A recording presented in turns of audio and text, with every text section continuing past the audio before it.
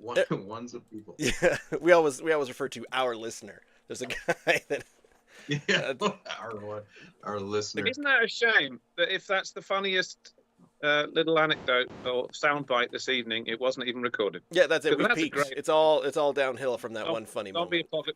apologetic. Hold that thought, Josh, and come back to it. Slip that in again about the zombie, Sure. and we'll pretend to laugh like Sneak it it's back the really first time fast. we've heard It's most of my existence. it. Yeah. All right. Well, it's 8:03, so yeah, I will start in earnest. I am Russ. Joining me as always is my co-host Ian, and together also talking to Josh of Good Robot Brewing Company. We are attempting to drink Nova Scotia Dry. So another big thanks to Josh for joining us this week, just to talk about Good Robot. The short answer in our what did we say, Ian? 4 years? Yep. Yeah. 4 years in doing Good. this, we have had quite a few Good Robot beers, and we've definitely enjoyed a good many of them. And we do have a story of the one time we didn't enjoy one, and it wasn't your fault. It was It might our be. fault. The butterfly effect is a powerful thing. Well, so was the effect of leaving your beer in the car as it went below zero and then came back up. Oh, you had one of those. Yeah, it Yeah, affected the flavor, we're fairly certain. Well, Oh, yeah. I'm excited to be here, Ross and Ian. I'm excited to be hungover for my Thursday bank meeting tomorrow morning.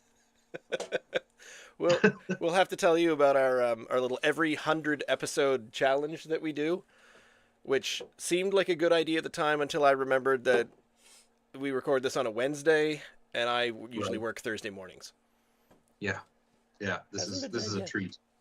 So quickly starting, Good Robot started in 2015. The information that I have here was started by yourself, Angus Campbell, and Doug. I want to get this right. Cahoe. You got it. Oh, you go with your gut. The first one. Okay, it was a Kehoe. And it was just kind of a pet project because you didn't want to do what you were doing? Yeah, we all met at Queen's University while studying engineering. We were on the same floor, and we lived together in college for 4 years. That was a lot of fun. Then we went out and tried engineering. That wasn't so fun, and we just felt we were lacking substance in some kind of way, whether it was creatively, with respect to community, with respect to culture, a lack of camaraderie, a lack of fun, and just a general lack of purpose. And so we all quit our engineering careers. Angus said, I'm considering opening this brewery. I quit my job that week. I don't think he invited me officially, and flew out to Calgary to live with him, write the business plan, and a year and a half later moved to Halifax, opened the brewery, and tried to turn it into something that felt more meaningful in life. So you're right, it kind of started as a pet project to scratch an itch, and has since evolved into something quite different. Why Good Robot? Uh-oh. It's a very, Right to the name. I'm sure you've been asked that 100 times. And J.J. Abrams, eat your heart out. We were originally called Wrought Iron Brewing Company, which is another reason you shouldn't let engineers name anything. Yeah. The wrought iron piece referred to our iron rings, but it was it kind of took somebody outside of ourselves. It took Breakhouse, who actually right behind you, Ross, our sign there, the taproom space, the beer garden. Breakhouse designed all of that, came up with the company name, pitched us on it after a 12-bar bar hop. We lazily agreed to it, but they basically called us out on our bullshit and said, wrought iron, it's so stoic and masculine, and maybe you guys are a bit delusional about who you think you are. You're kind of goofy, misfits. You're more like Rowan Atkinson, like Mr. Bean, who was a mechanical engineer, than you are knights in shining armor. So originally they pitched Drunk Robot, which I loved, but I'm not sure Alcohol and Gaming Division would have. So after a couple of days of kind of meditating on it, we thought, what fundamentally makes humans different from robots?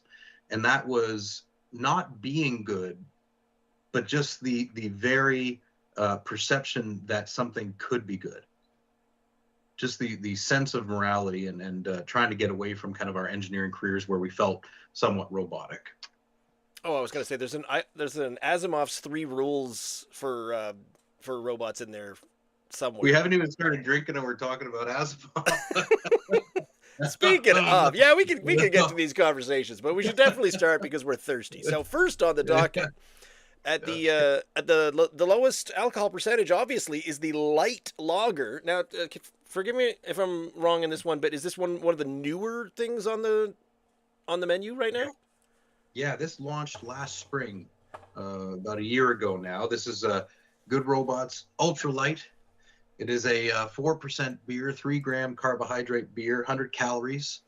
And in a slim can, it is our Michelob Ultra competitor. Turns out Ultra is not a term that you can trademark. So, oh, hey.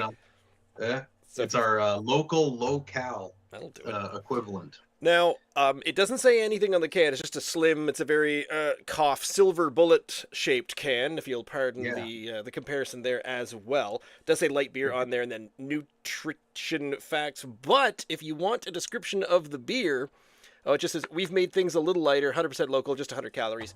But on the website, there's an essay.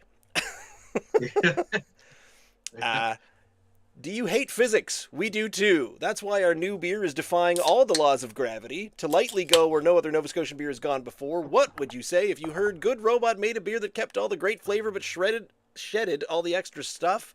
Like a rocket ship leaving the Earth's atmosphere, but instead of jettisoning our rocket boosters and stowaway aliens, we're getting rid of carbs and calories.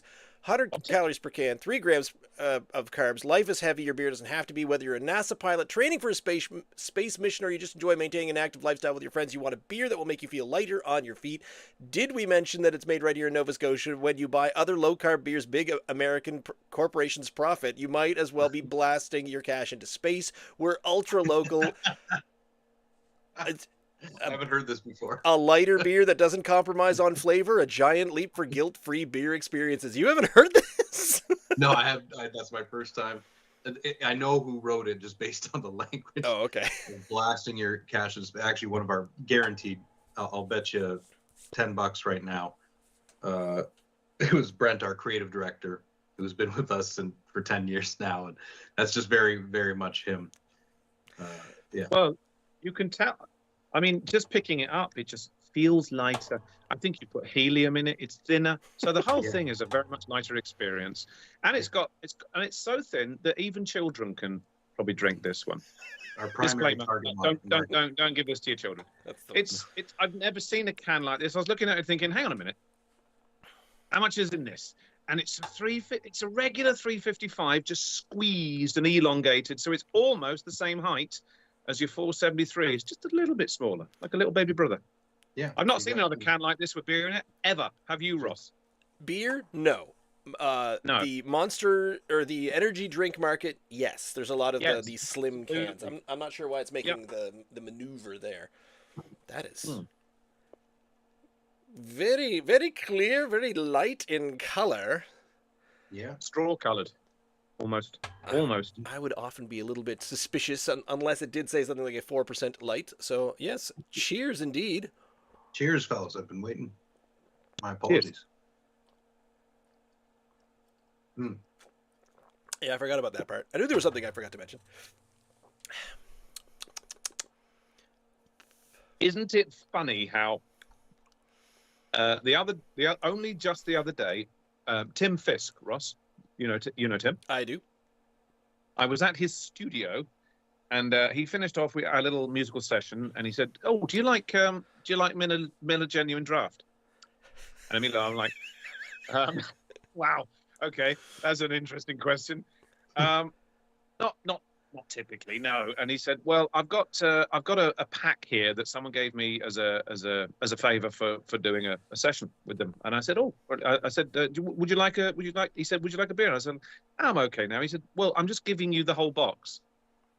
And I said, "Well, look, typically I don't drink Miller Genuine Draft or Coors or Budweiser or anything like that. However, if someone's going to give me a box of beer, just say, here, I'm really not going to drink this. Would you like to take it off my hands? I'm going to say yes." It turns out to be MGD Light. It's the same strength as this. don't taste much like it though. When I brought it home, Rebecca said, "Oh my God, that stuff's terrible," and it really is. Or she didn't. I'm not quoting her, but that's what she was getting at, and it really is not very tasty at all. First couple of gulps of this, there's some flavour to it. And a light beer, how's it possible? The flavor's there. That's what I was going to say without the entire legacy of the story. But I'm glad that you have had some really wretched light beer recently to compare this. Yeah, absolutely. This has got some flavour to it. Light beers are normally a bit. Well, I know what they're there for. They're there for a reason, but it isn't generally to do with flavour. But there's plenty in this one. Thank you very much. There is. Kelly, our head of production, this is her wizardry. She's a master of lagers, light lagers. So I love this one. That was going to be a kind of a follow-up question, Josh. Because you're listed as the co-owner. So does that mean that it was you and Angus and Doug are the co-owners, or were any of you the brewers to begin with, or did you kind of start the journey as? Yeah, that bad product story probably had me involved in some way. I was very much involved with the brewing. Doug was the head brewer for many years. I can't hang a picture straight, so you don't want me actually brewing the batch physically, but designing the batches was a lot of fun, and kind of obsessing over things, and we really did obsess over certain styles. Like we had a coffee beer that was just weeks and weeks of just tweaking a little bit of cold brew and try this coffee with this style and so on and so forth. So yeah, we were very, very hands-on for many years, shoveling the grain out of the garage that you're standing in front of in your shop, bringing it to the farm, the whole thing. I don't miss those days. I'm not gonna lie. I much prefer our new facility. But yeah, we did everything early on, from payroll to media to management to raising capital to sales to, just dumpster fire. And the main location, because now it's am I in Roby Street or am I on Quinpool right now?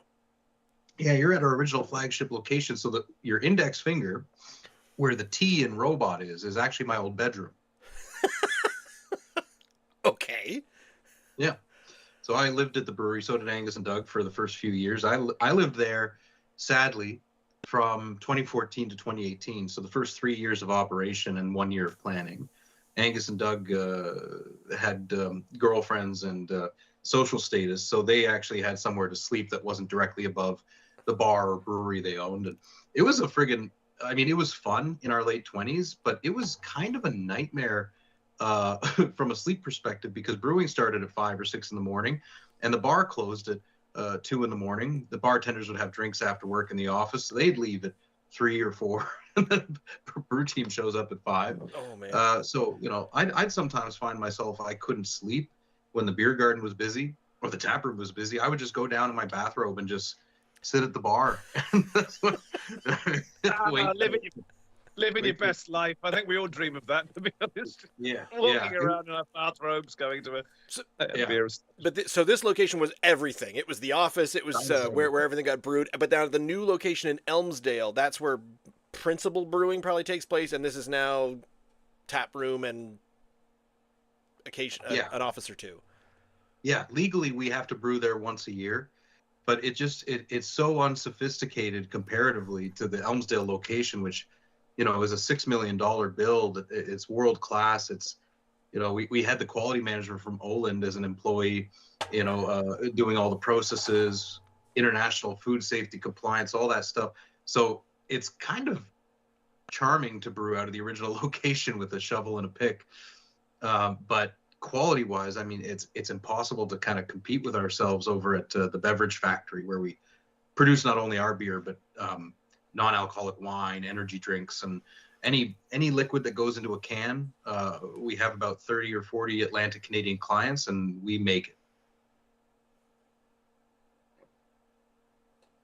it. This is a surprisingly flavorsome. It's for a light beer. I said that. It's also got a nice dry finish for a lager as well. Crisp. It lingers. Yeah. I think that's that crisp word that they toss around a lot. Yeah. It's I've still got some because there's not much point in comparing it with the other two. I normally leave a couple of fingers at the end. So I'm just going to quaff this because it's really easy to drink. That's the thing.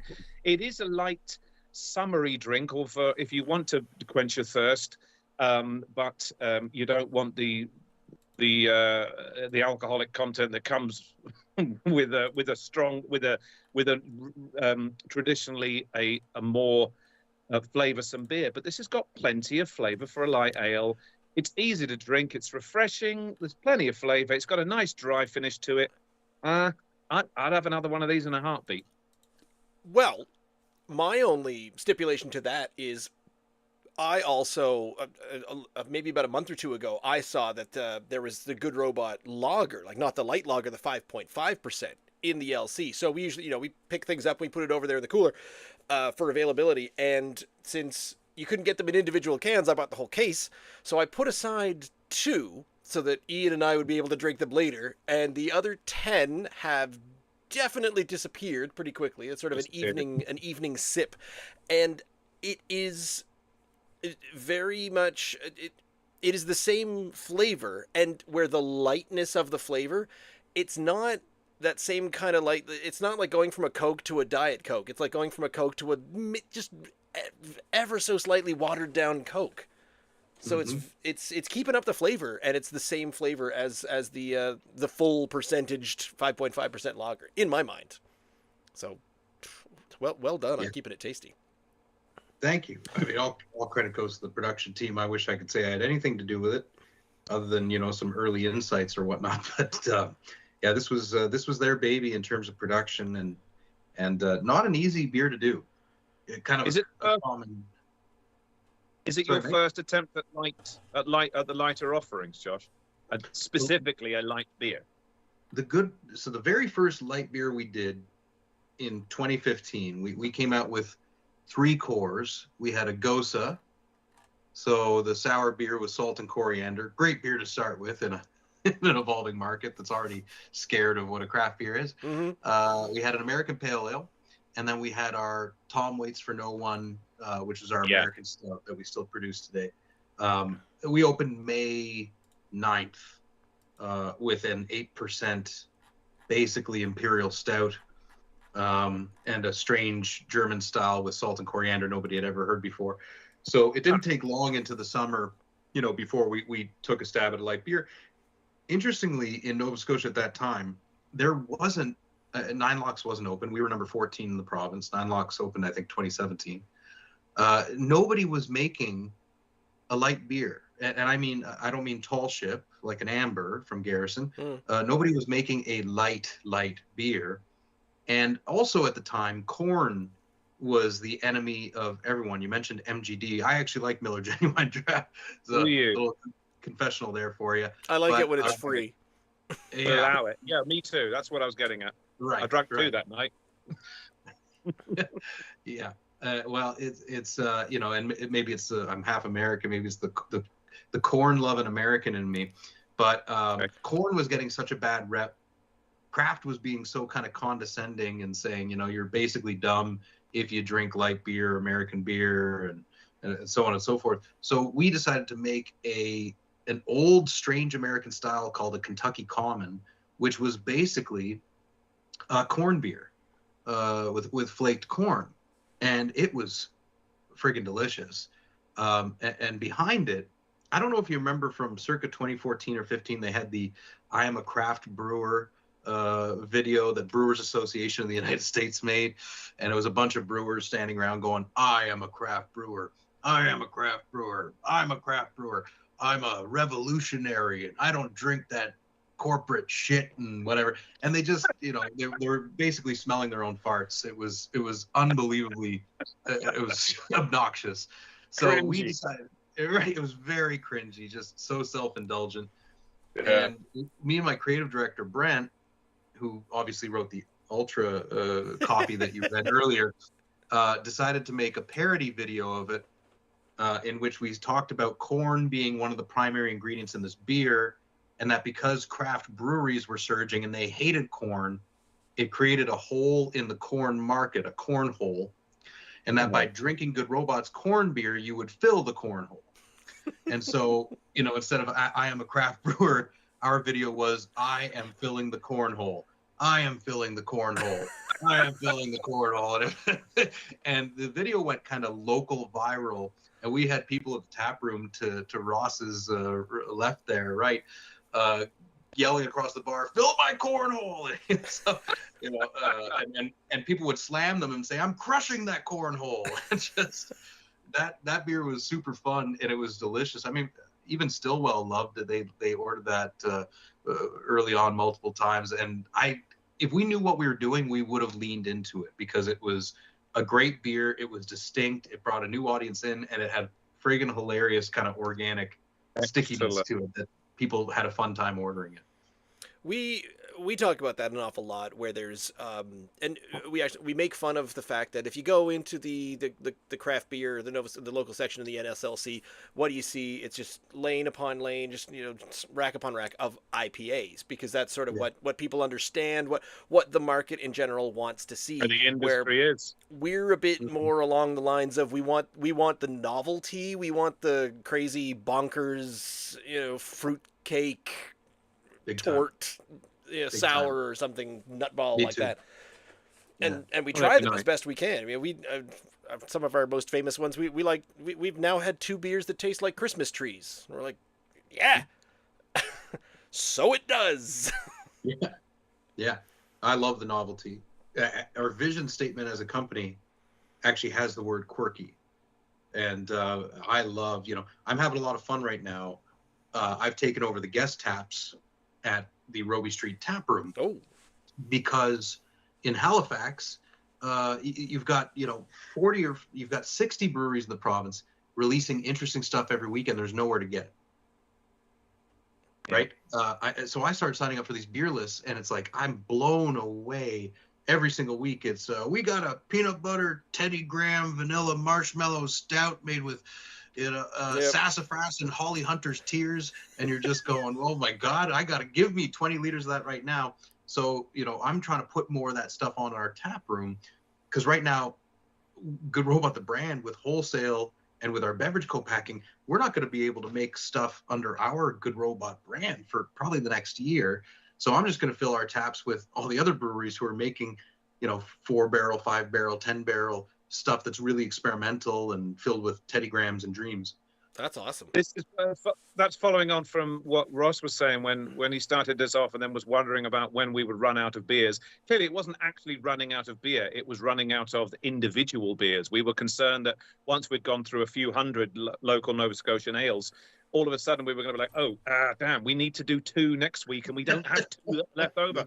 Well, right now, having done already 400 plus different beers in Nova Scotia, we've still got, even in our fridges, individual fridges, probably 50 or 60 that are waiting to do, which takes care of the next 30 or so weeks without us walking through a store and saying, oh, we haven't had that one yet. And then Ross goes in and around, he goes on his daily trips, or he goes on his big days out around Nova Scotia and picks up 7 more from a brewery that just, that happened to have brewed these in the last few months. So it's seemingly, even though it is often a little, often we get the industry gets knocked out back a little bit from time to time, of course, because an existing craft brewery has closed, and we all say, no, that's a shame, and we wish them well because they did some really good brews.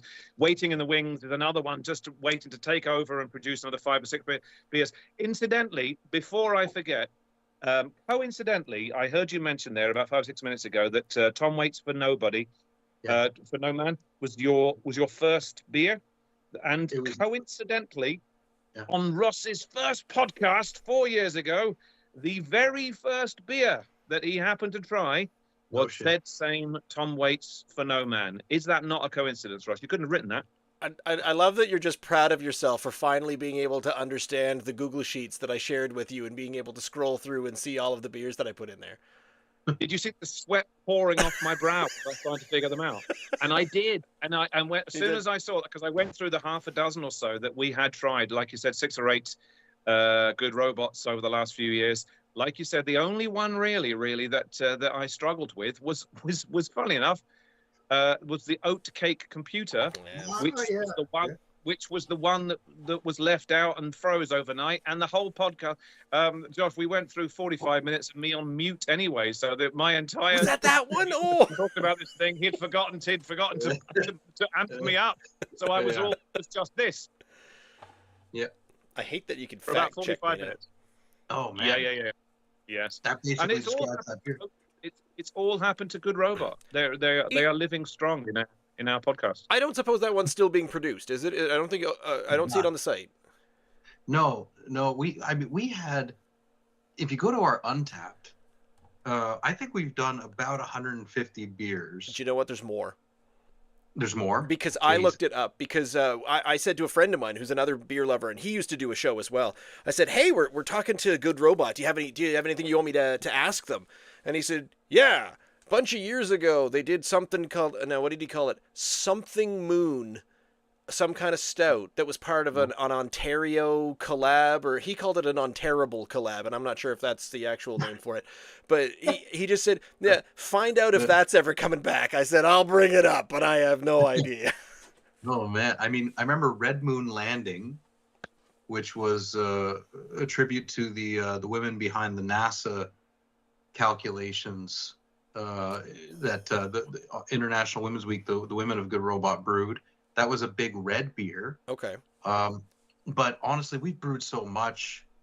I got reminded this week. Somebody asked for, when are you ever going to do the Dave and Morley Coffee Brown, which was it was a Stuart McLean tribute beer from CBC Radio. Oh my!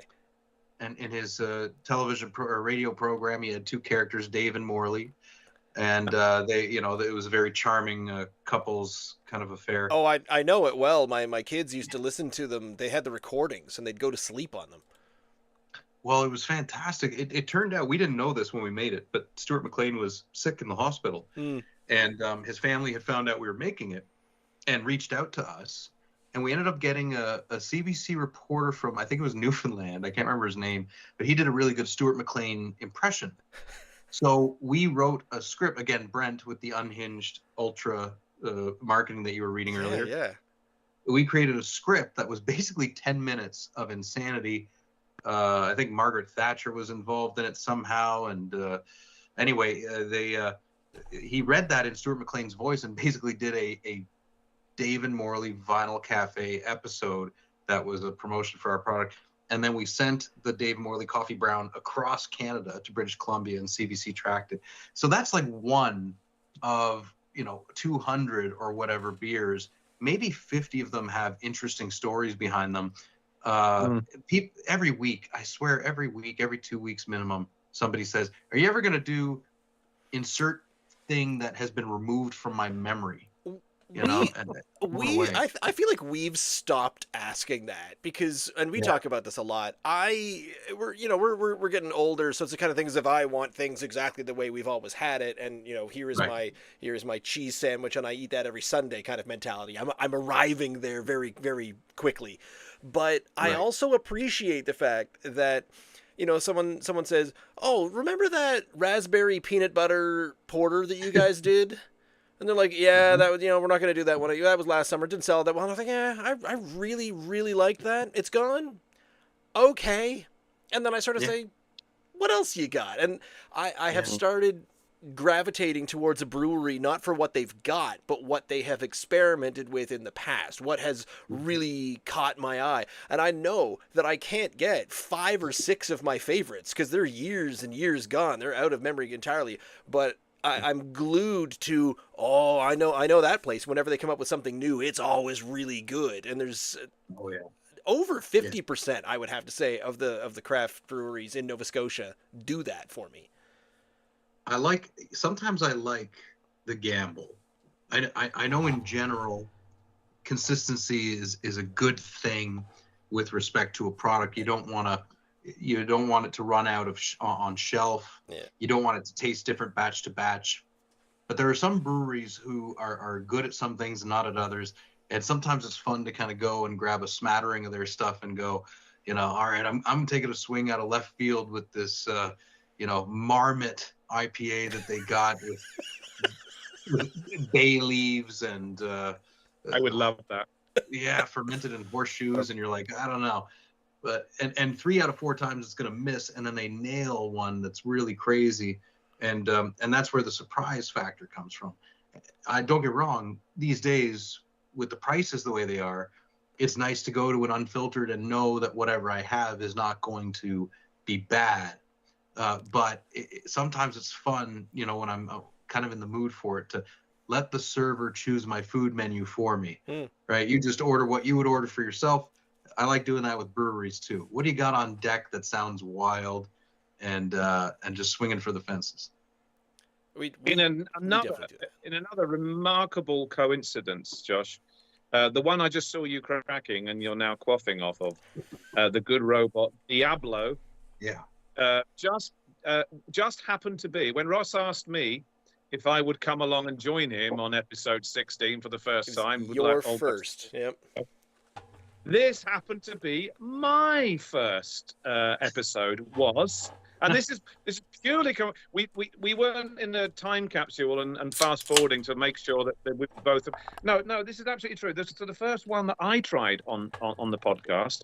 Just happened to be of course. It was not called just Diablo back then, was it not? It was the elbow, or it was it's called the spine of the devil. El Espinazo del Diablo. El Espinazo del Diablo. Yeah. A story there? There must be a story behind that. Yeah, there is. The original beer was a tribute to I'm blanking on his name. Fabulous, the Mexican director Guillermo del Toro, who did Pan's Labyrinth and a few others. One of his films was The Backbone of the Devil, El Espinazo del Diablo. So I have that one. It's a good one. Devil's Backbone. The Devil's Backbone. So funny enough, this beer, it's basically a Corona with lime and jalapeno. It came out, it was called El Espinazo del Diablo, and it's kind of an interesting study in consumer packaged goods theory, because like you said, it was called that, but consumer drinkers at the bar were saying it's El Espanola, or it's El Espinito, or ESPN, and Estrogenenza. And so, and eventually they're just calling it Diablo, Diablo, Diablo. Yep. And so you go, well, that's what the customer's repeating back to you. So you shorten the name like that. The other thing that was interesting about the beer was the original artwork was bold purple with that devil was sweating and dripping sweat all everywhere. And there's a big, skull with a blade through it. And so on the one hand, the packaging looked like it was going to melt your face off. But if you look at the untapped reviews for it and what people were saying at the bar, they're saying it's actually just the right amount of heat, But the artwork made it look like it was going to blow your socks off. So over time, you've iterated it to be kind of cooler colors. You've iterated it to be, less sweaty devils, a little more lime and jalapeno emphasis on the can. And just listening to customers and kind of changing this. I can't remember what the circumstances were that we actually went and drank this again, did we not, on a show several months ago, Ross? The same can. We were talking to Cameron, one of the board members of C-Bands. And we said, hey, what are the beers in Nova Scotia that C-Band, what are the beers that you want to talk about? And this was one of them. And I said, thank you. Thank you so much for wanting to talk about one of my favorite beers in the province. I convert non-craft drinkers with this beverage. We do too. When we did it that time a few months ago, whenever it was, it's when we went and bought it for a second time, and that's when we both noted, the spine's gone.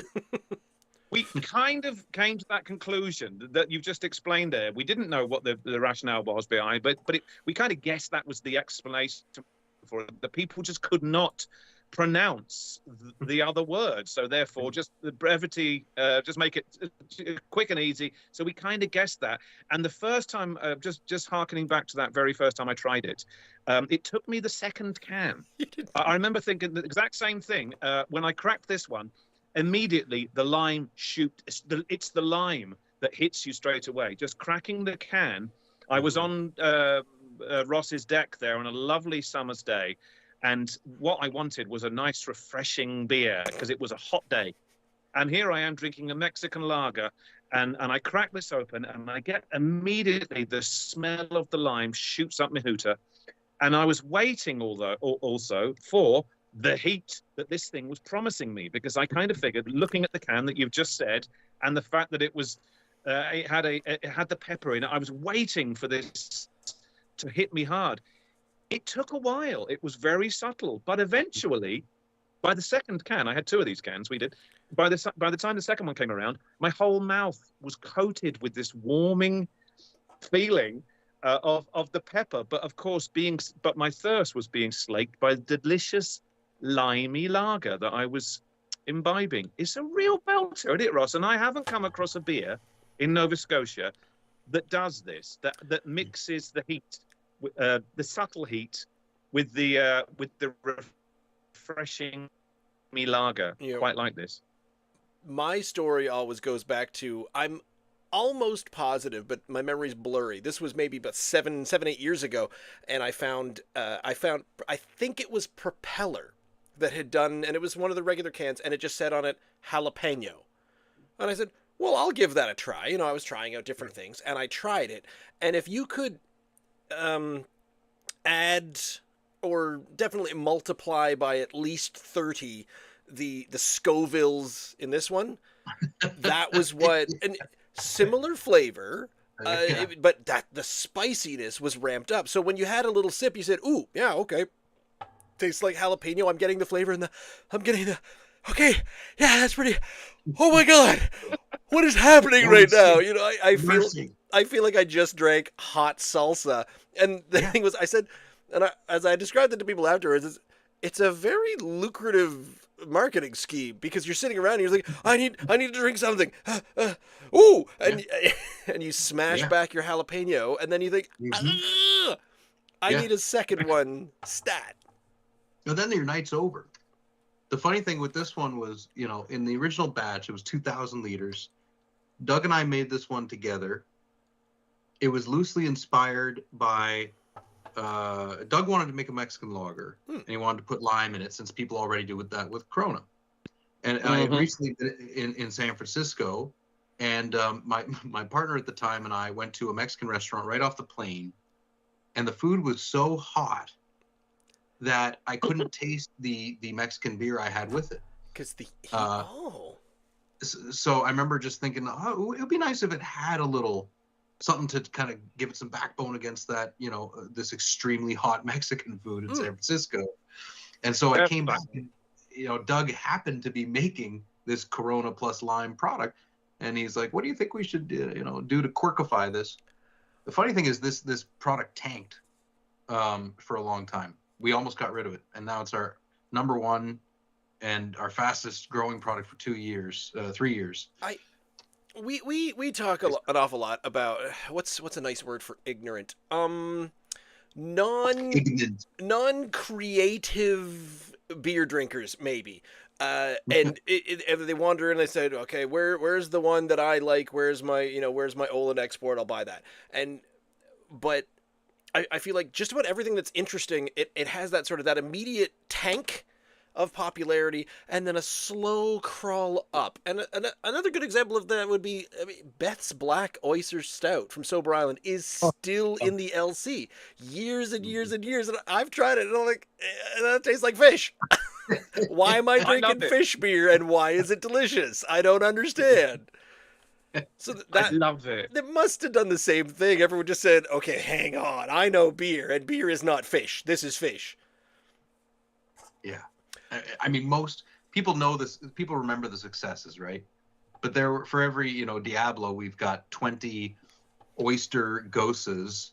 Doug sat on that patio. I've never seen somebody just crush a keg out of spite. Oh, he made an oyster gosa. I can't remember what the occasion was, but a gosa is already salty. He put oysters into it. He was brewing it live on the turf on a little miniature system. And the thing was so bloody salty, it was evaporating at room temperature. And it just melted your tongue off. And no customer liked it at all. Everyone tried to oh, God. And he sat there at the end of the bar with the angriest look on his face and just dummied pint after pint out of this. He spite enjoyed his own failed product. It was pretty remarkable. So that's the fun stuff. I even thought that it was El Diablo last time. Has it gone from El Espinazo? El Espinazo del Diablo to El Diablo to just Diablo. Yeah. You got it. Diablo 1. I think you should give a whirl to, you should look up the Spanish for the hemorrhoids of the devil, because there's something, there's a facial expression that I definitely recognize, but there's no description on the can per se. So, back to the website, and I believe probably some copy from Brent once again. A light, crisp, crushable Mexican lager with just a zing of lime zest and jalapenos, not spicy, exclamation point. Gold winner at the 2019 Atlantic Canada Brewing Awards. Our Mexican lager is perfectly paired with Mexican food and is often described as nachos in a can. This bestseller is about to make your Taco Tuesday a whole lot more exciting. That sounds like Brent again. Food references. I had like it. Mexican today, this afternoon, or earlier this evening for my supper. I had tortillas. I had peppers. I had some nice steak and some nice pork that have been in Mexican. I have some left over in the fridge, which I'm going to partake of when we finish. However, as an experiment, you know the old limey thing that this has already got the lime in it. But you've said yourself that all Mexican lagers, the Corona do it. I think when you stick a sol in it, you kind of hit it over the side. I don't know. And we've had this in the past, haven't we? That if we add something to our beer, Ross, we do this a lot with our pumpkin spice ales, rim the glass with the pumpkin spice ale. That is the only thing I am a total hypocrite for, yes. Okay, well, it just seems to add a little something to it. So I'm going to drink half without the lime added to it and half with, as my own little experiment. I'll throw that in there to make it a bit more limey. It's already got that lovely hint of lime. Maybe it's. I'm doing this on the fly to see whether or not I'm improving your recipe, Joshua. So the next time you do it, put a bit more lime in it. I don't know. We'll see. Well, we have this argument. I'm having a bit of fun. We have this argument all the time where Ian says, I like a Corona. And I say, I don't. I think Corona tastes gross. And he said, but it's good if you put a lime in it. And I said, that is the problem. The problem is if I have to add an ingredient to your product to make it palatable, then it can't, by definition, be a good product. Which is why I say the only thing I'm hypocritical about is pumpkin ales, because if you got to rim the glass and put some brown sugar on there, and then it's just it takes it up to an 11. I think, because they're usually pretty good on their own, but I think it's fun in any product. I think Corona is just so brilliantly marketed and positioned as a product. Any product that involves the consumer taking an extra step to make it better is fantastic, because people, when they put that extra effort in, the thing that they're consuming suddenly has more value. You see it with, the original, not Duncan Hines, but Betty Crocker. Nobody bought the product originally because the cakes were too easy to make, and the people making them didn't feel like they were making a cake for their friends that they could be proud of. And so all they did was they sent psychologists in to study people buying the product, and they found that, they feel ashamed that they didn't make this cake. So they added the step of add 1 egg. And that made people feel better about serving their friends that cake. They said, I made that cake. I didn't know that. I thought you were going to mention something like an Oreo, where, you can buy Oreos and eat them, but you should dunk it in milk, and then it's... Right. And now it's an entirely different thing. It's an institution, almost. 100%. And I today bought Oreo muffins. I mean, Oreo is brilliant at owning multiple occasions for enjoying their product, I'm not smart enough for that, but who knows, maybe someday what you're doing, Ian, is you haven't had Diablo until you've added 5 habaneros to it, and now it's an entirely different experience. Two anchovies in an antique rocking chair. I'd like to qualify something before I move in.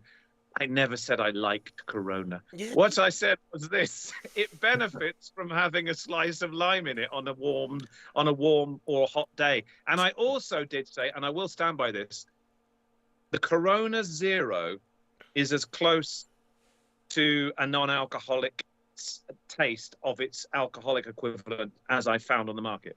That's quite nice. But I will say that.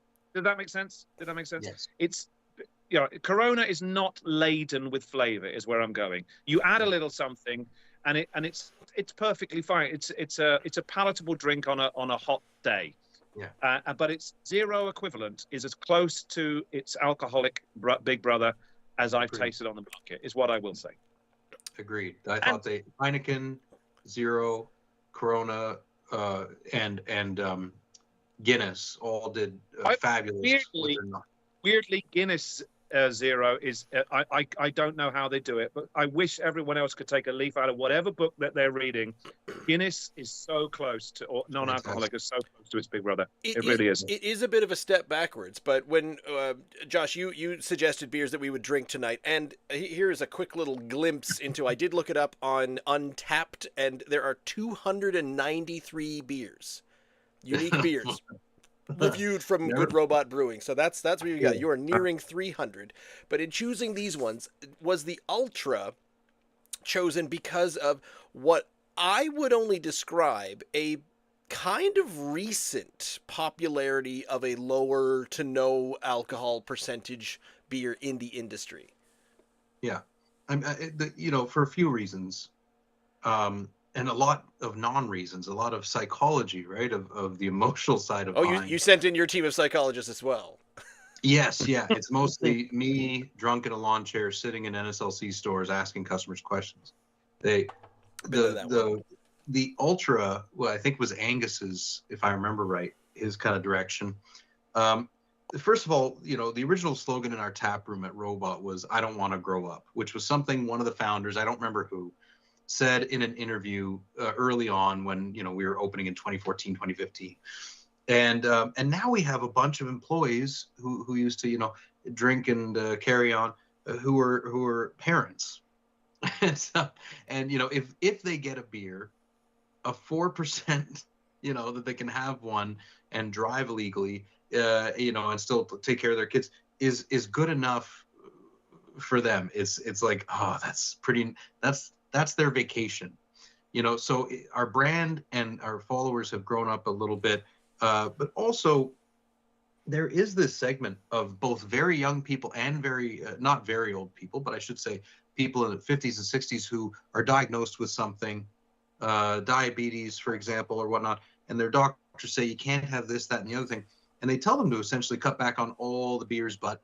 Bud Light, but Michelob Ultra and whatnot, and they're allowed to drink these ones that have 3 grams of sugar, 100 calories, and so on and so forth. The young people like them because they're concerned about their image. They haven't given up yet like we have, and so it's very much like a kind of cross-category product that shows an evolution of I think our maturity of where we are in life, but also there was just no local equivalent, and part of the reason there's no local equivalent of Michelob is because it's a very hard product to make that requires sophisticated manufacturing equipment processes that don't exist in the province.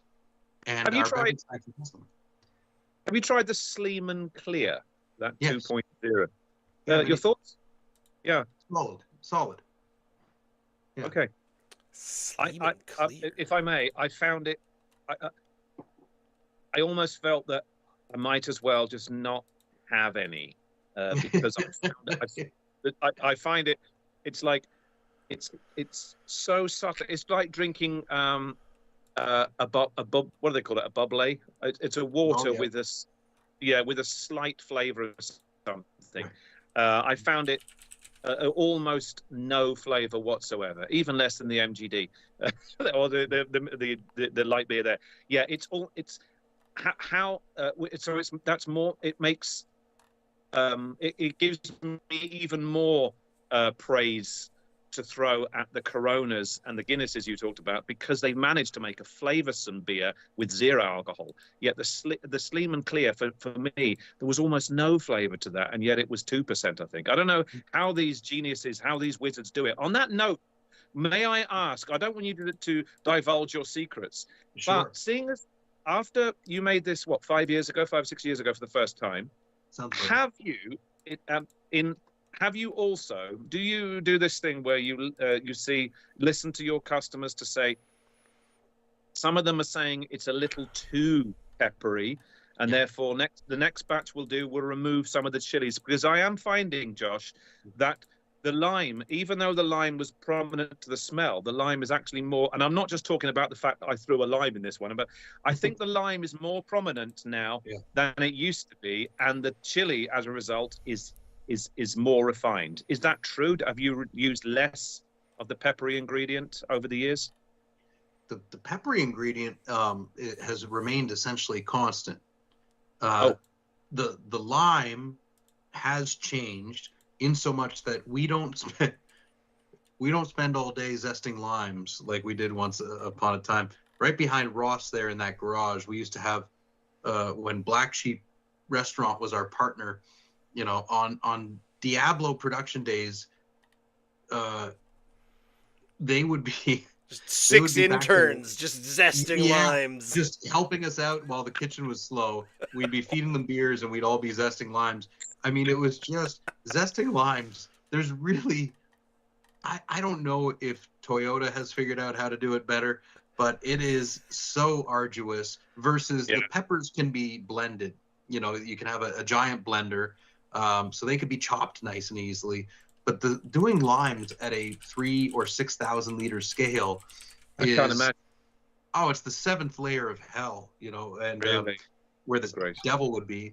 So the lime is now a lime extract, both for simplicity of operations, but also for consistency, because the lime was very variable in flavor. And you know what is extract? It's the fruit sitting in ethanol distilled into, you know, whatever, an extract, right? Into a concentrated version of itself that's a little more consistent batch to batch. So yeah, it is, the lime certainly has changed. What if you just... So each batch could have differed very much in the fruity, well, in the subtlety of the lime itself, which might explain where I find this one a limier batch, if you were. And I know you made that little joke about me being a limey earlier on. Thank you for being American. It's so refreshing. But now, weirdly, as a result, I kind of want a bit more heat. It's a very delicate balancing act. But of course, that's just me personally, because I found it so quirky 4 years ago. I was like, I've never had a beer like this. It's warming me, yet it's refreshing me. And I know it's a really fine line, and it's a delicious Mexican lager. But now I just wish there was just a tiny bit more of the heat coming through that I felt the first. Me personally. You ever gone for a Caesar or Bloody Mary while you're hungover? You know, never. You have never. Not? No. Actually? Yeah, really. Oh my goodness. Well, never did it for me. My friends growing up, like Ian is my first drinking buddy, and we only met like 5 years ago. No, wait. Wow. And all of my buddies, no one was a raging I didn't kind of come up through my 20s with a bunch of raging alcoholic friends. We were all really green, really new, didn't really know what we were doing. And there was a whole bunch of that. I'm fairly certain the first few times I was hungover, I didn't even know what the feeling was. I thought I was getting the flu. Yeah. Yeah, I hear that. My point was, you know, I'm big on hair of the dog. A Caesar or Bloody Mary is a really good for me. You know, but the thing is, the heat and the Worcestershire and whatever your kind of combination of flavors are, after the first one, you want the second one to be more intense, and so on and so forth, until you hit a certain threshold, and then you've gone too far, and you're just done for the day. Drunk again. I kind of feel the same way about Diablo. My friend, who's the director of operations at Regional Hilton, said this is the best hangover beer I've ever tried in my life. And I'd never heard any customers say that before. I said, the best hangover beer. And it kind of made me think of a Bloody Mary or Caesar, kind of the same thing, of the lime zest and the jalapeno. You know, it's got a little bit more. It's beery, but it's not too beery where you open it at 11 a.m. brunch, hungover from the night before, and you immediately gag. It's got something to it that just gives it a little bit of interesting quirk, and you kind of want more of it the more you drink it. Don't they say that oxidants are good for a hangover? I'll believe anything at this point. Should we all be chugging the blueberry beer the next morning? Maybe that's a thing. Maybe that's the sequel to this. Habanero blueberry one. There's no real character for blueberries, though, is there? There's no.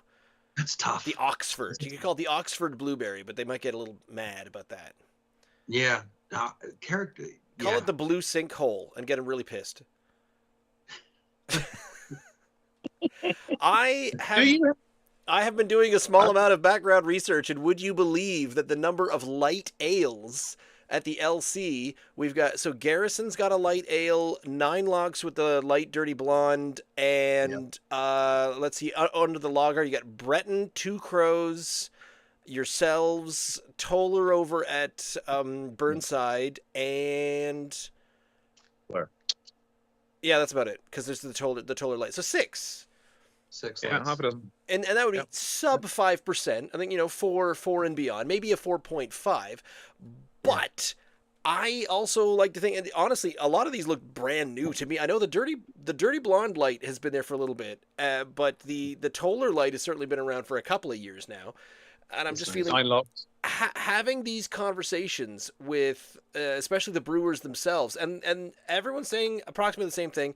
If we are getting people to our tap room a number of times, there's at least one person in the crew saying, "Oh, I'm driving," and instead of just saying, "Okay, well, we could got some tap water or the trough out front where you roped up your horse, but why don't we give you the light ale?" I'm aging myself on the trough out front, obviously. I'm from the 1870s.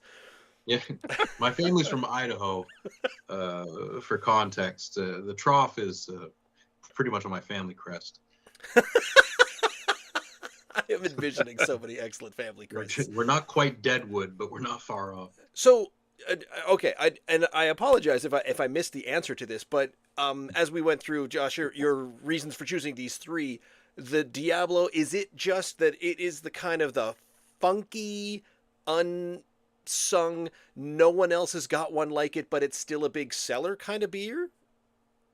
I think it's a testament to what something, how simple and how complex innovation can be.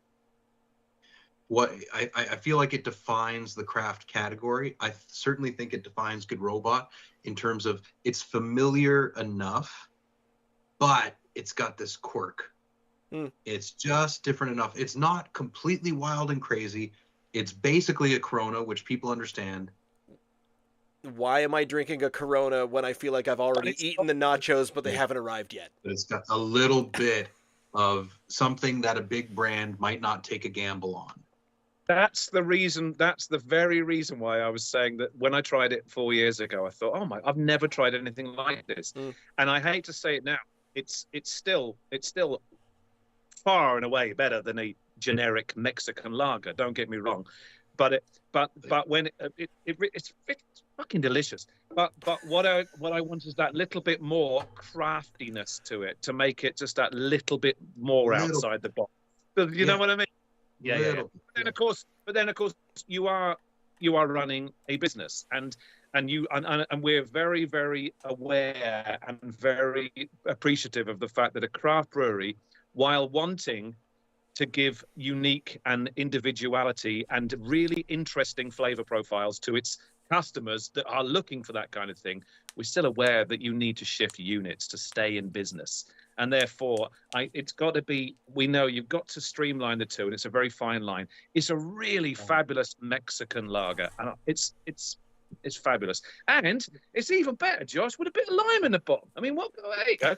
Put some lime in it. I think what you said, Ian, is exactly it. The beers I chose tonight tell a story. This is what started the craft category, the IPA. How different can we be from domestic? And they used their local hops on the west coast of the United States, and it was a crazy different profile that defined the category. This is on the other end of the spectrum of how light and approachable can you possibly make it, and basically internationally appealing. And then this is somewhere kind of in between. Yeah. And all of these are top sellers for us. which is interesting. You know, there's room in the market, and all three are growing. This is number one in its category right now. This is the only beer in the top 10 NSLC that's not an IPA. And this has been a fast-growing 12-pack for us. Our lager that I don't have is our number 2. So it's a little bit. I tried to choose two extremes in a middle that kind of showcase the category where it was, where it is, and maybe where it's going. Yeah, I'm not realizing that. Well, but so to continue on, to move on into the Tropical Storm Double IPA, coming in at 8% in the strong beer category. This and this was known as the category 8. In fact, I think this is what you suggested. Yeah. And there was categories 4 through 8, I think, at one point. So I guess maybe it's changed its can or presentation since that. Did they all come out one summer, like all of the categories of I guess category of hurricane maybe? Yeah, we had an employee who stood. His name was Harish, and he worked for a Reckitt, a major consumer packaged goods company in the States, $1 billion company, represents Lysol and all kinds of Airwick, all products you know and probably have in your home. And a brilliant product guy. He stood in a store. This employee stood in a store at NSLC and asked customers, "Why are you buying that IPA versus that IPA?" And despite all the media hype and the growing categories of the low and no alcohol, he got a surprising amount of people saying, well, these two are the same price, but this one's got more booze in it. and so, you know, obviously our brains pick up anomalous signals. That's how media works. It's like, this is different, and therefore it's newsworthy, no and low alcohol. And they are rapidly rising categories, but they're still relatively small. What you don't quietly notice is the amount of existing drinkers who value the alcohol strength as an actual valuable part of the product. And so Absolutely. He had this theory of, what if we made the alcohol the most prominent feature of the can? And similar to categories of hurricanes, these tropical storms will be, the category strength represents the ABV strength. And there was a category 4, a 5, a 6, and a 7 that were 4%, 5%, 6%, 7%. And it became our number 2 multi-pack that year. But what was more interesting was that in order of sales, what do you think happened? 8. Double IPA. 8, 7, 6, 5, 4. 5, 4, right? Wow. And so this year we said, what if we release 8? and 8 trumped number 7. 8, 7, 6, 5, 4 in that order. 7 was the number 1 in its category last year. This year, 8 is there. The reason they went with DIPA instead of 8 was that DIPA was sort of a familiar enough term at this point in the category that people knew what it was. They knew it was strong. But it was so interesting because, again, all you hear about is sober October, dry January, I'm never drinking tequila again, February, and so on and so forth, and low and no alcohol. Everyone's giving up drinking, and you're like, dude, there's a huge part of this category that just wants more bang for buck. Right here, we have this conversation. We've got a friend of ours who comes on, and he was there for our 100-shot challenge just the other week, and I think we brought up this conversation where the gag here is our good friend Kier. His favorite beer is Fax. That's his go-to beer. My man. And I said, I wonder, there must, one of the craft beers, and I was trying to do the math in my head, what's got the best price point for alcohol percentage? And that's probably where, you know, category 8 came from, and it's and resides in. But even Leviathan, which is I think 10, comes in. Yeah. It is slightly less of a cent to the alcohol percentage. Fax still wins at ABV per dollar. Is still the best thing. So I'm a little embarrassed for our province for craft beer in general, but we're not trying to fight that particular battle. I'm the only one trying to fight that particular battle, because I've always said to myself, when I was in the beginning of my party days in my 20s, I'd be standing around and there'd be dudes standing around drinking Alpine and Schooner, and I I went to the store and I was sort of Alpine Schooner. Okay, 5.51. Yeah, okay, fair enough. What's this over here? Mike's Hard Lemonade. Mm-hmm. Hi-yo. Well, that's a Mm-hmm. percentage, and that doesn't cost as much, so I'm gonna buy this, please. And I'd be standing around with my Bacardi Breezers and my Mike's Hard Lemonade, and everyone making fun of me, saying, "Oh, what's the matter? You're not tough enough to be drinking beer like us?" And I said, "Listen, Drinking a 3% beer. I'm 9% further than you guys right now, and I'm still standing upright. So get out of here with your tough talk."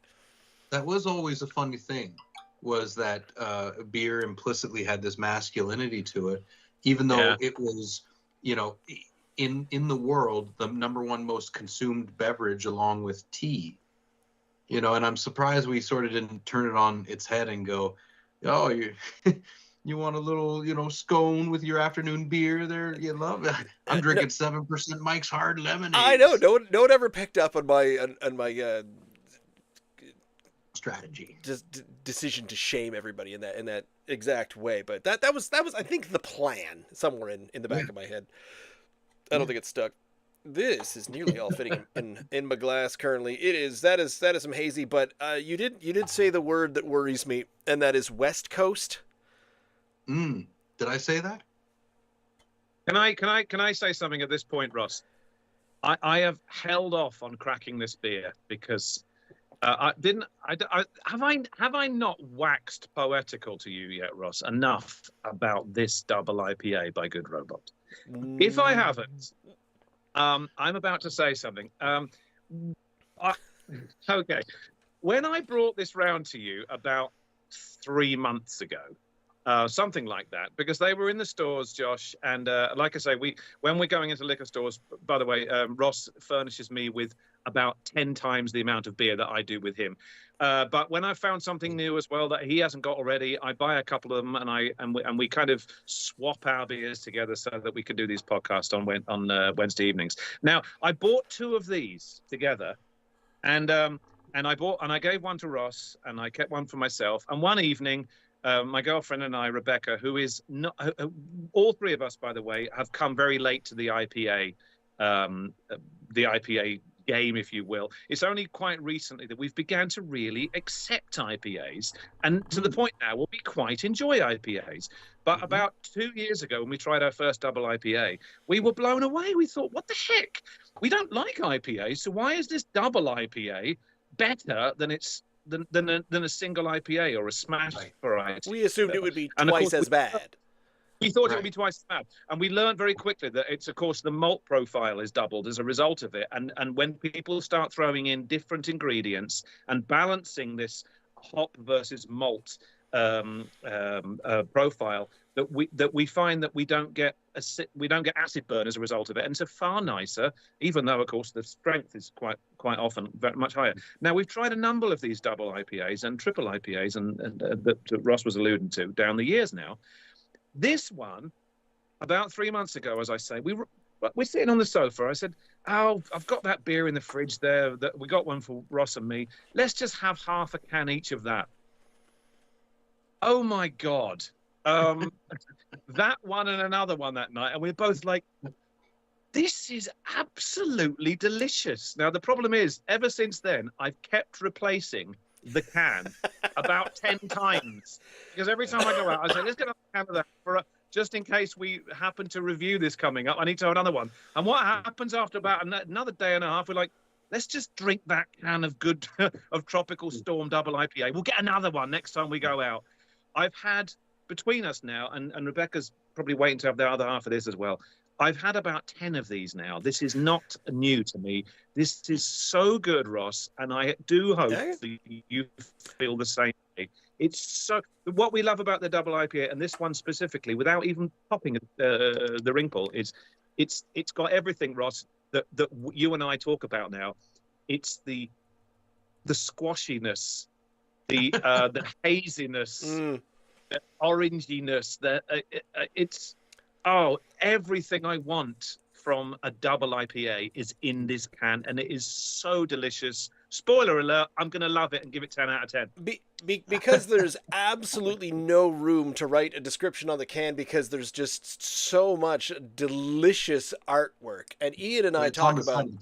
we talk about the fact that we're drawn to a very eclectic can design, and they know that. They know that, which is why they keep doing it. They draw us in because we're sold alone on the can. We're cartoon characters. However, on the website, probably some more Brent copy.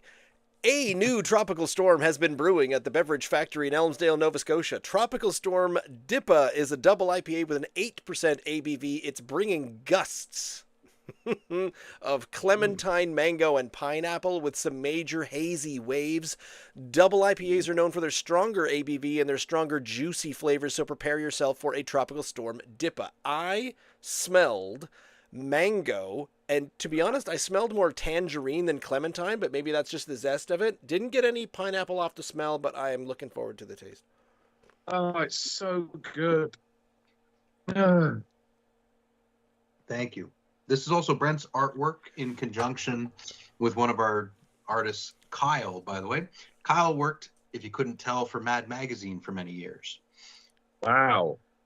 Oh, wow. That's quite something to have on your resume. That is quite the resume, Mad Magazine. That's not messing around. Yeah. Yeah, I love saying, since Mad Magazine stopped publishing, I like saying that our brewing company outlasted Mad Magazine. Your can and art. we acquired their top employee.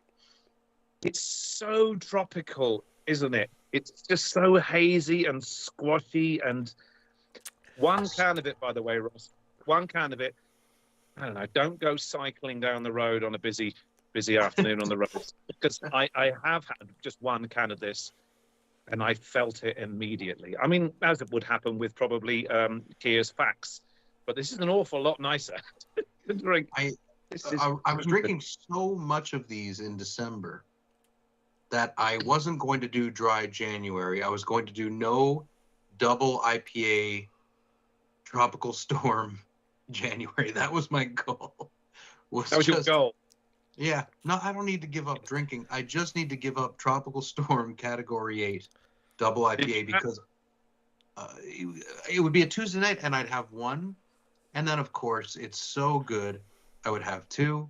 And 2 or 3 was kind of all it took on a Tuesday night for me to, I have definitely enjoyed reaching my mid-40s a couple of years ago when I just when people started saying, "Oh, are you doing dry this or no something, no sauce September or something like that?" I said, "No, I'm going to enjoy things that I enjoy." And everyone else can just piss off. Yeah. There we are. Why would I decide to limit or deny myself something that I like because there's some theme to the current month, which means absolutely nothing?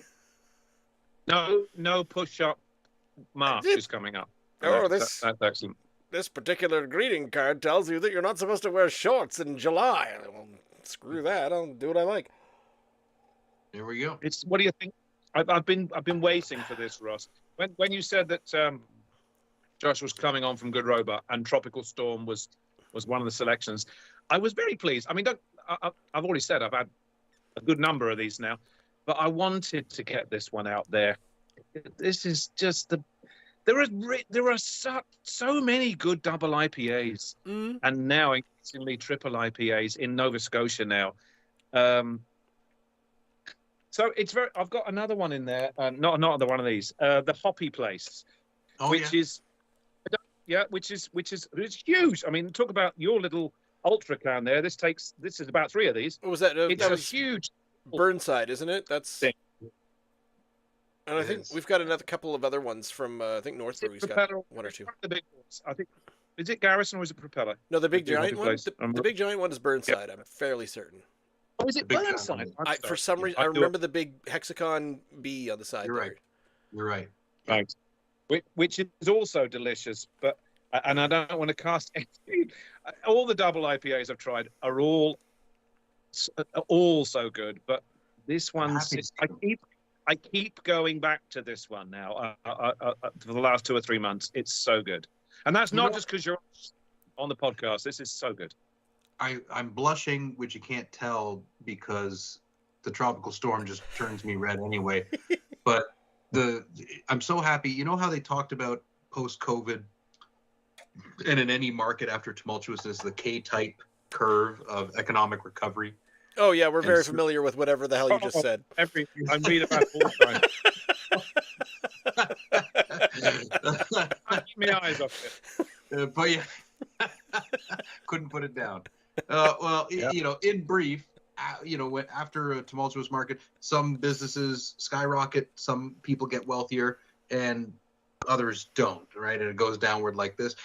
In craft, I've seen this with the light lager and the double IPA. We have seen a skyrocket of the light lager and a almost equal and opposite phenomenon with the double IPA. Everyone, they're trending in the States again. Barley wine is back. Yeah. Belgian quadruples, all these huge styles, Oh. are all doing very well right now, and I love it. Extremes. It's the extremes that are doing it for people. The really strong stuff with just smashing you in the face with flavor, and the stuff where there's like, I'm gonna be very sensible, and I'm gonna have a lighter version, which is that makes sense. It makes sense that the extremes are what people go for. Are they expecting us to all be incredibly self-aware, where you go to the pub with your designated driver and the DD knows what they're drinking, but they're also driving home 4 of the most inebriated friends they've ever had in their lives? Yeah. So That's our do you know what it is? It's pay gap. It's social inequality right there. And That's right. it's a perfect analogy of what's going on. It's the top 1% is suckling back the triple IPAs, and the meager people are just drinking their, you get a 3.5, and then you can drive everybody home. And he's like, well, that wasn't very fun for me, but whatever. Yeah, you get a Corona sunburn or whatever. What's currently on tap at your establishments, Josh? Is the Good Robot? Is the Good Robot? Yes, of course, the Good Robot is there. See, a couple of mouthfuls of this thing, and I'm talking bollocks. Is this dipper on tap in your establishment? That is on tap. Yeah. Oof. I The have. doctor's not happy about it. I think I formulated my opinion.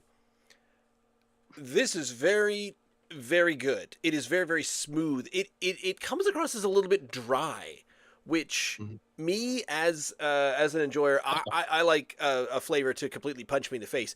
And so what I accidentally have to compare this to is something that took me completely by surprise recently, and sadly it's no longer available, is down in Tusket Falls, western Nova Scotia. But Tusket Falls had one called the Electric City Mango IPA. Yeah. And that thing was just a mango pineapple cooler. And it wasn't even sour. It was just juicy and flavorful, where I would love a little bit more sweetness. I don't know how you can pack more sweetness and punch into this. This is not my favorite IPA by a long stretch. For the same reason, Ross. I'm very similar. I'm actually more of a fan of, the dank, almost repulsive, repugnant, the stuff that most people try and go, gah! I like that unfiltered, disgusting, dank, stoner, hoodie IPA, whatever you want to call it. If it's hazy and has that grapefruit juice tilt to it, yes. But when it's just like it's a perfectly clear, looks like a lager, but it's a 7% IPA, and I'm sort of looking at it saying, I don't know what's going to go on here, and it really just tastes like an undergrad residence room ashtray. Yes, It's nostalgic for me. Oh. Yeah, that's what it is. It's nostalgic for me in a bad way. I didn't like those Isn't kids. that funny? That is the very thing that turns me off of the IPAs. Yes. That where and I understand it's some people like the bitter, some people like the sweet, some people like salty, and some like saltless. I can't think of an opposite of that. It hot. It's just whatever. It's just whatever it does for you. I've always been a bitter drinker, whereas my friends, when I was growing up, were all lager drinkers. There was something about that just you can't explain it. It's just your own taste buds that just react differently to it. Yeah. But which is why I thought, how am I going to cope with a double IPA over this assault of my senses, where I'm literally drinking it, going, and my face was contorting. and I think, well, surely my face is going to contort to double the ugliness if I drink double the amount of. But that's the beauty of these. They don't. They're so much smoother, and they're fruitier, and they're less acidic. Yeah, I don't know. It's black magic. It's voodoo to me. I don't understand how it's done. It's wonderful. You know what? How the cough medicine isn't as effective if it doesn't taste bad. You know. Yeah. And the more expensive brand medication works better, even though it's the same ingredients. I sometimes feel almost disappointed by the double IPA by how easy drinking it is. The one thing when I had the first time was it was so smooth and easy drinking that I went, oh.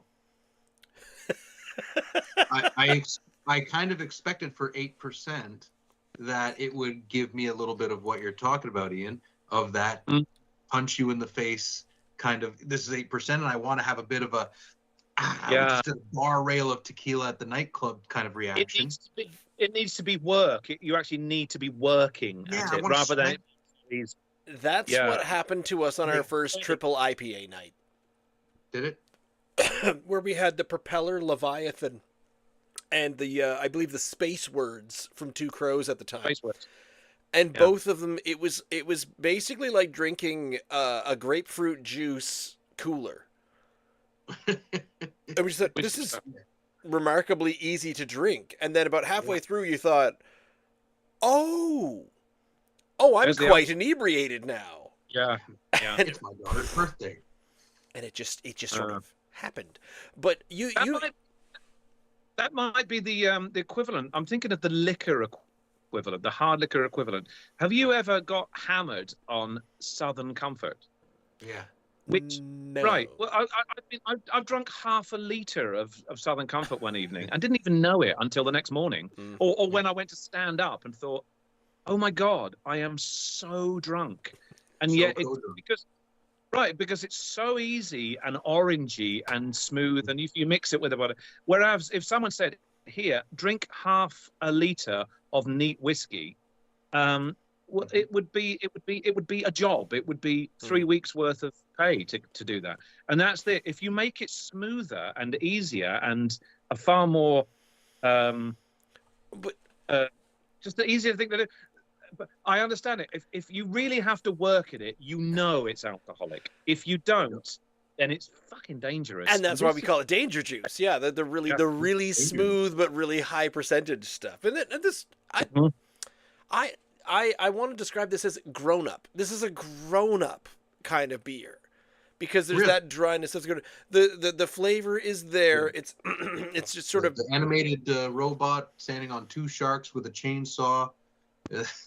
The cartoon colors. Oh, I mean, don't feel more adult already. Don't talk to anime fans, because an anime fan will say things like, "Oh, you don't quite get the subtle nuances of what the chainsaw means on the back of the mermaid." When the clamshells fly off and her boobs fly everywhere, you just don't get it. You just don't get it. Yeah. But the flavor of it feels more like I'm enjoying a fine. It feels more like I'm enjoying a fine wine. It feels more like I'm enjoying a fine beer, because the flavor isn't overly obvious. It's full of flavor, though. It's so full of flavor. It's so packed with tropical fruits to me, and yet it's. I feel like I could squeeze in about 25% more. You're saying? Oh, really? You want it?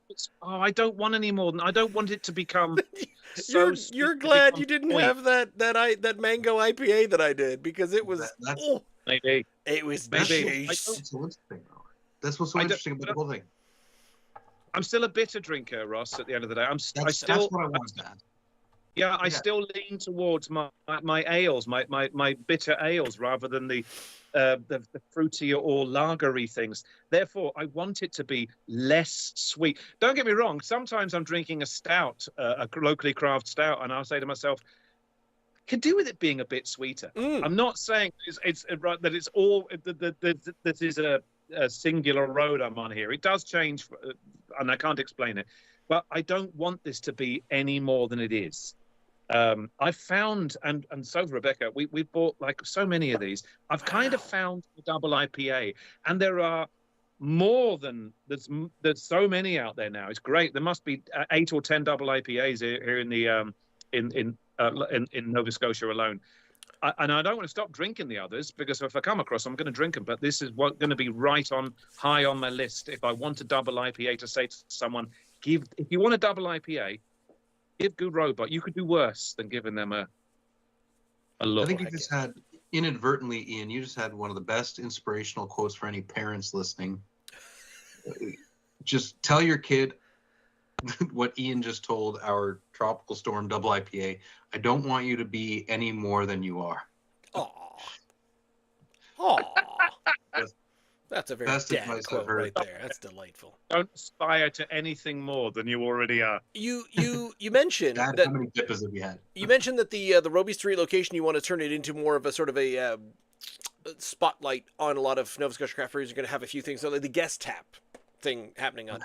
And I would be remiss if I did not mention my new best friend at the Sac Vegas Brew Company, or at the Tapestry Beer Bar in Sackville. My friend Ian Smith, where that's what he's got going on. And in fact, he was a tap room first, and then, like you say, in order to offer up craft beer, you need to brew legally according to the province of Nova Scotia. Timmy Houston's going to come down and slap your hands if you don't brew at least once a year. So he brews every now and then, and he's got one of his own on there. But for the most part, he's driving around the province and putting everything on tap, and he's got 20 taps. And what I like about it, he and I talk about this all the time, is what's interesting. And I love this conversation of what's interesting. So it's more than just having 10 IPAs and 10 lagers. You know, I go into what's going on, and he says, "Oh, I got this weird, I guess, goldfish flavored triple IPA from up in Cape Breton." I'm like, "Yeah, bring that on, and I'll try anything." So I feel like I would love for more of that to go on, and I've been to, oh God, what was the name of the place? Battery Park in Dartmouth, when they did a tap room takeover, but that was back in the day. And back in the day, if a tap room takeover happened, oh man, there was like signs and alarms would go off, and they said, "Guess what? We've got this week a stout." Woo! And people would freak out, and I think, okay, I'm excited. Shut up. Could I have that, please? I don't know. Well, the category, I mean, it's been a very tough 5 years for small business owners in general. Craft got hit particularly hard. Manufacturing, what are we up to? Goods, hospitality. 8, I think now. About 12 closures in the last couple of years. Yeah. Excuse me. So a lot of people are barely hanging on. A lot of them have kind of lost their passion for it, understandably, and simultaneously, NSLC is a business. It needs to put what their perception of what consumers want is winning on, and they consumer taste did get really traditional and kind of bland during COVID, because it was so tumultuous, so turbulent, that people wanted some sense of normalcy, and they went to a lot of familiarity, right? E-commerce skyrocketed with fast food like McDonald's. Netflix and other streaming services were just plowing through yesteryear's kind of millennial nostalgia type programming. People went to what was safe and familiar.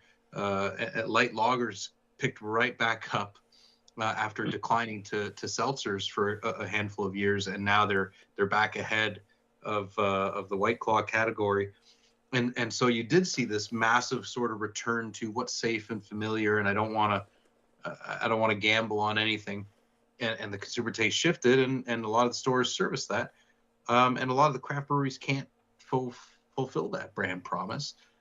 Simultaneously, their interest rates are up on their loans and everything. I mean, it's a perfect cavalcade of challenges for them to face all at the same time. So we've lost a bunch. We're going to lose way more. Definitely going to lose. I'd say probably 30% in Nova Scotia, 40% of Nova Scotia breweries will go under in the next 5 years. Would be my bet. And that doesn't preclude us. I'm not like, we're going to make it, right? But it's just a statistical reality of a category. Yeah. So have some fun while you can with who's remaining, and we'll don't get me wrong. This is why I'm controlling the taps now at our Robie Street location, is because there's still a shitload of breweries putting out a shitload of awesome products. They've just been harder to get. And part of the reason they're harder to get is not just the consumers or the suppliers, but also bars have been hit really hard.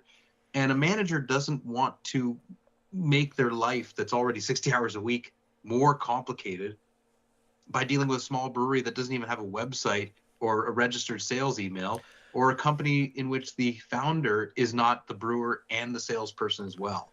They just want that keg to show up with no fucking, hassle. Yep. So they don't want to deal with the small breweries that are sometimes painful to work with. I feel like the open hours took a huge hit during the pandemic, and they're only just starting to expand back to a level of, and I heard this on the radio today, would you believe Halifax is the #1 rebounding city in the country for nightlife?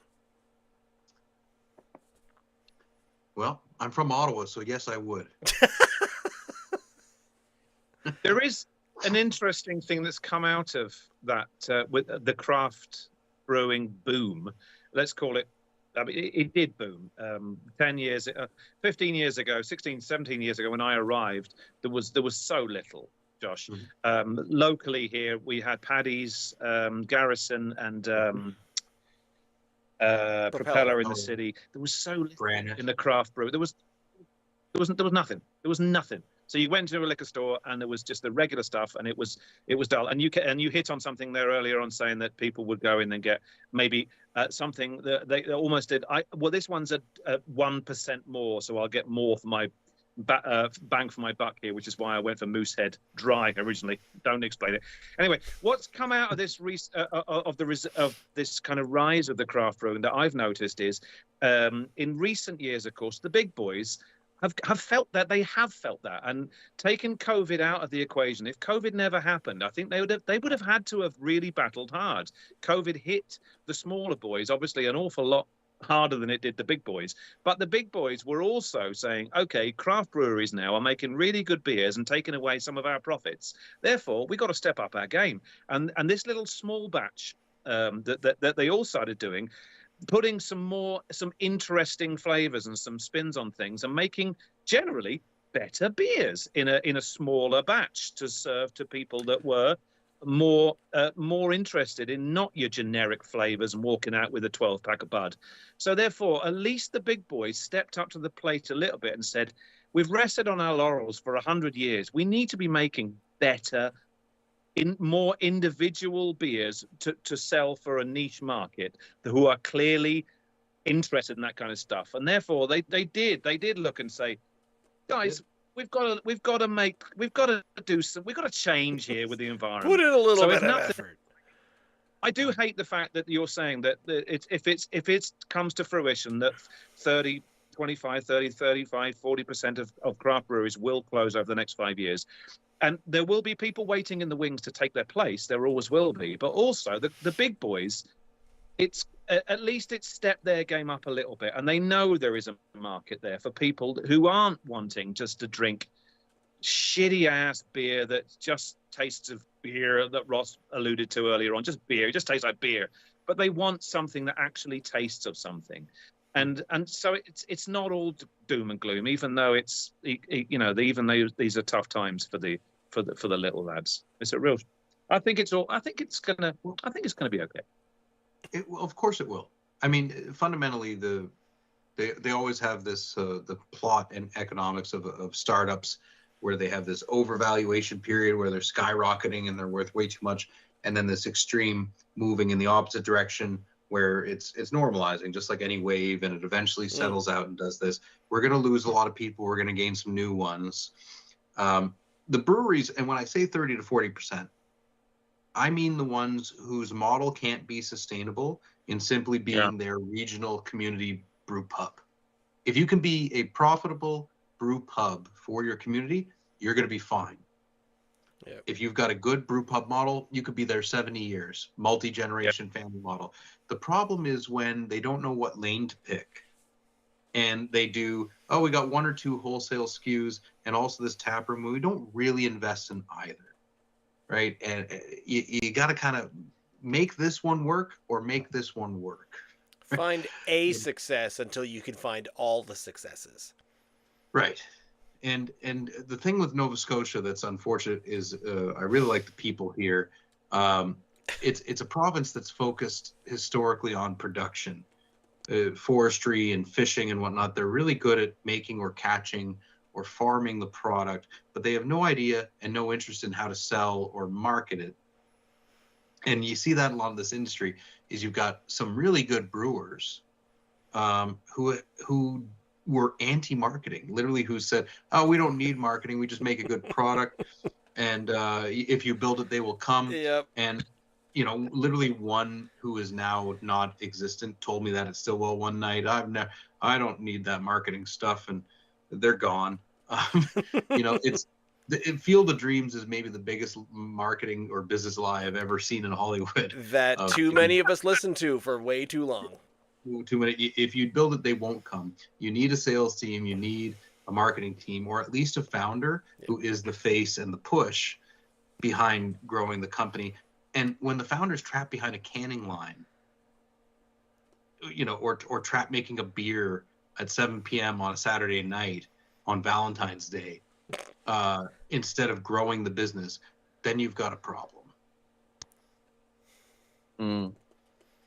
So it's not just economic. I mean, a lot of us have been businesses that just weren't businesses. They just didn't know it yet. And ours has come real close many times. We're not exempt from the rule. Do you feel that your engineering training and background has come into... Have you really put it to use in the last 10 years? Because I'm thinking of going back to engineering school. And I went... Yeah, I think I failed 3 courses in college in engineering. I don't know if it did. I met my founders and I met some great people, and I'm sure that it changed my way of thinking. I'm just not exactly sure how. But people say, oh, it must be handy having the engineering degree to make the beer. And you go, no, not at all, because engineers produce good enough solutions.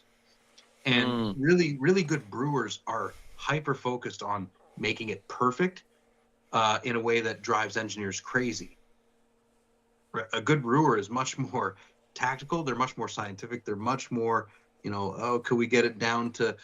We had it at 10 points per billion dissolved oxygen. Can we get it to 9.5 parts per billion dissolved oxygen? It'll taste negligibly better.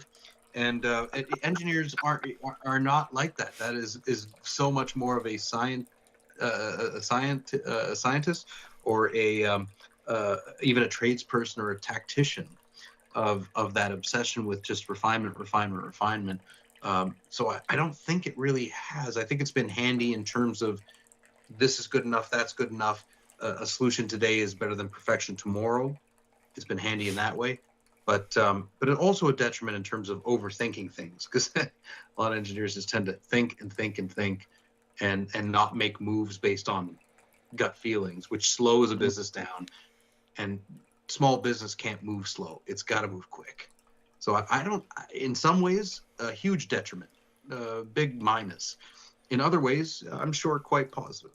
A lot of things that comes up, especially in post-secondary education, and I hate bringing this up because this is something that people always brought up, was that post-secondary education, it wasn't always about what you were learning, it was about how you were learning. So I felt like high school kind of taught you things, but post-secondary taught you how to learn new things. And Yep. it wasn't always the first subject that you learned. You know, it wasn't your undergrad that stuck, but it taught you how to learn the next few things you were going to learn. Yeah. Yeah. I wish I had more Good Robot beer at my disposal. I don't. You do actually. You've got a regular 5.5 lager over there in the beer hopper. Oh, We're going to compare that to some other lagers, though. We got lager night coming up soon. I mean, Well- on the table in front of me. Nice to meet you, man. I will come clean and say I've said this on a number of podcasts that I haven't. No. Apparently another ultra light has just appeared in front of me. Yes, Weird, I isn't it? gave you two because they were 355s. And it's only 3 grams of sugar. I'm not talking about trying to support your local craft breweries. I've not been into the Good Robot establishment.